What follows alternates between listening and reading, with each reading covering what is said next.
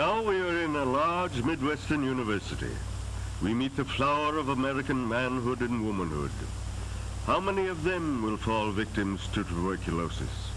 Well, if nobody cares, at least 6 out of each 1,000 students before they reach their 30s. But someone does care, enough to search out the very beginnings of the disease before there are any signs or symptoms. All students are given this simple tuberculin test to show whether tuberculosis germs have entered the body. All who have tuberculosis germs in their bodies are X-rayed, 1 out of 4 in this university. Tuberculosis must be seen before it is heard, say the doctors. That's why they urge all young people to be tested with tuberculin and to be X-rayed if positive. The X-ray plate is developed in the darkroom, much as you develop your own Kodak pictures in the mysterious amber-lighted closet at home. When the film is dry, the shadows are read or interpreted by the doctor. Here's the chest picture of a young athlete.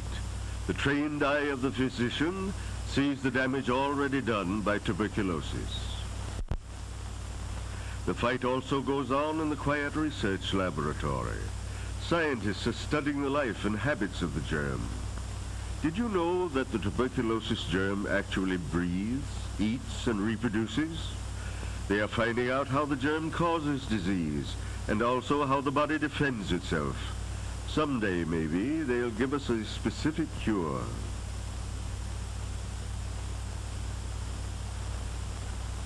But don't exult yet. There is another side to this optimistic picture. The death rate has gone down, true, but 70,000 tuberculosis victims still march to their graves each year, and many more are disabled.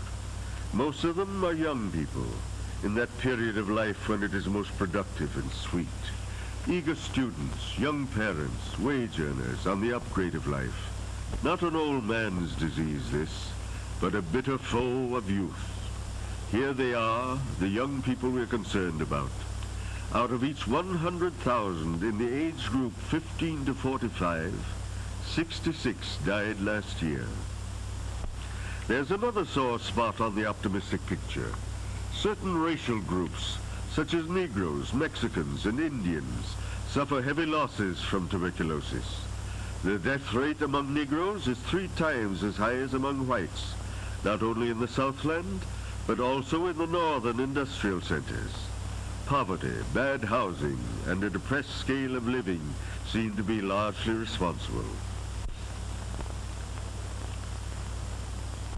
Living cheaply really means living expensively. How would you like to try to keep warm this way? Buying your firewood at the curb, 16 sticks for 5 cents, and when that is gone, perhaps on some cold night, having to pinch pennies for food is another hardship. Rabbits, 2 for a quarter. Here's the chart we saw before, showing the decline in the death rate among whites. Each of these strips represents 100,000 Negroes, and each earn 50 deaths from tuberculosis. But notice that the decline has been just as rapid as that among whites. And in 1935, Negroes suffered no more deaths than whites did in 1910. There's a lag, but the trend is hopeful.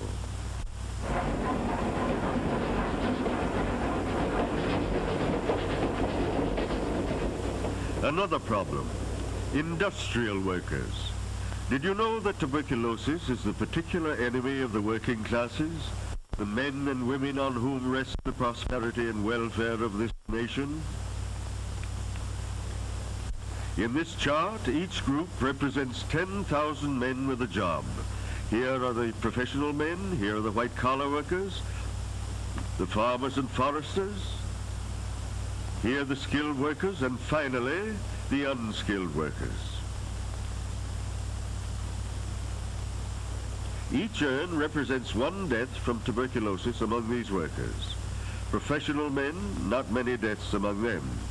Clerks, about 3 times as many.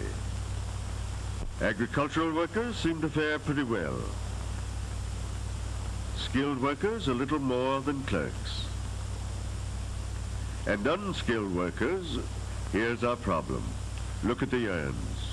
17 out of each 10,000 die of tuberculosis each year. This time we go west. Arizona, New Mexico, Colorado, and California. For here there is still another problem. Years ago it got noised about that climate was the magic cure. That error is still believed by many. But out here in the Southwest, there are, oh, nobody knows, but perhaps 5,000 persons who have tuberculosis, roaming aimlessly about looking for help. Some of them come alone, spend their last dollar for railroad fare and cheap lodging, look in vain for a job, and die. Others bundle up the whole family in the old car and start out blindly, just hoping to make a new start. They seldom find work, eke out a miserable existence, and when the last drop of gasoline gives out, they become a burden on some hard-pressed community. Little can be done for them, for they have lost their settlement rights. They don't stay long enough in one place to win the rights of a resident.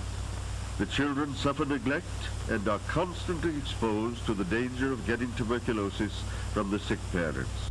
They become shrouded in gloom and despair.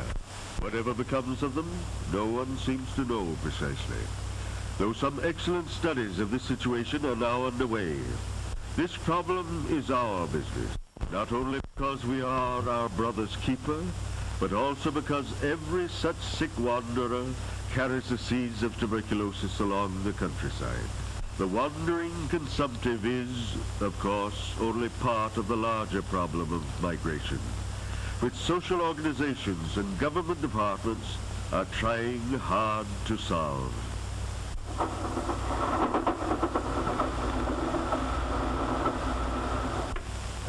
Home again. Best part of the journey. But do you know that we are still on the front line?